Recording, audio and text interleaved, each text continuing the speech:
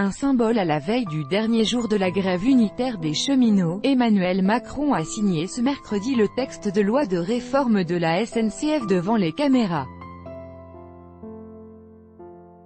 Entouré de la ministre des Transports Elisabeth Borne et de Benjamin Griveaux, porte-parole du gouvernement, le président de la République a officiellement signé la loi de réforme ferroviaire.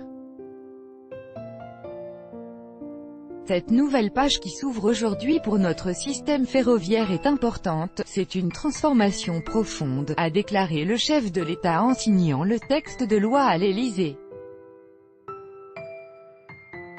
Rassurer les cheminots inquiets, la SNCF a maintenant tous les atouts pour réussir dans ce nouveau monde, comme elle a toujours su gagner, relever les défis depuis 80 ans, s'est félicité Emmanuel Macron.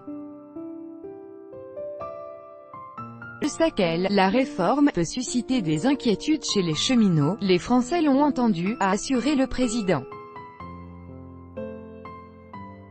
Je veux leur dire que par ce travail, nous avons répondu aux inquiétudes les plus vives, et nous continuerons de le faire dans la négociation de branche, dans la négociation d'entreprise, à chaque fois que ces inquiétudes sont légitimes, et qu'elles ne sont pas le refus de tout changer, a-t-il promis.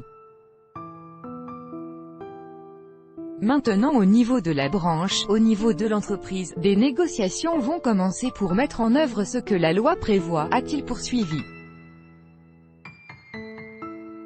Nouveau jour de grève. La réforme, définitivement adoptée au Parlement à la mi-juin, prévoit notamment l'ouverture à la concurrence du transport des voyageurs entre décembre 2019 et au plus tard 2039 selon les lignes, et de supprimer à partir du 1er janvier 2020 les embauches au très protecteur statut de cheminot.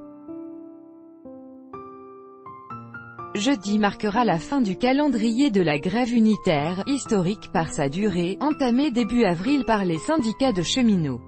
La grève devrait se poursuivre pendant l'été, à la demande de la CGT Cheminots et de Sudrail.